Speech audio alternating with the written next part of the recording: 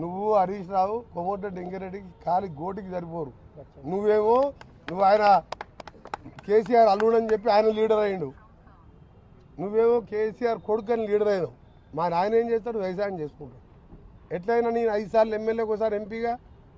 నువ్వు నీ ఎందుకు పార్లమెంట్ ఎన్నికల్లో నా కాన్ఫిడెన్స్ నేను ఒక్క గంట కూడా ప్రచారం చేయలే. 60,000 మెజార్టీ వచ్చింది మా రఘువీర్ రెడ్డికి.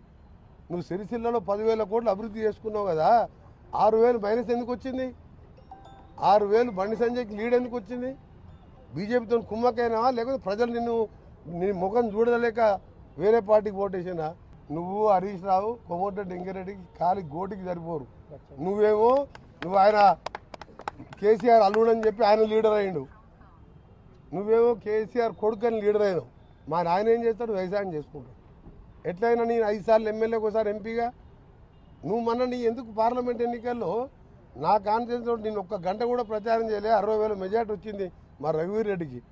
నువ్వు సిరిసిల్లలో 10,000 కోట్లు అభివృద్ధి చేసుకున్నావు కదా, 6,000 మైనస్ ఎందుకు వచ్చింది? 6,000 బండి సంజయ్కి లీడ్ ఎందుకు వచ్చింది? బీజేపీతో కుమ్మకైనా లేకపోతే ప్రజలు నీ ముఖం చూడలేక వేరే పార్టీకి ఓటేసినా?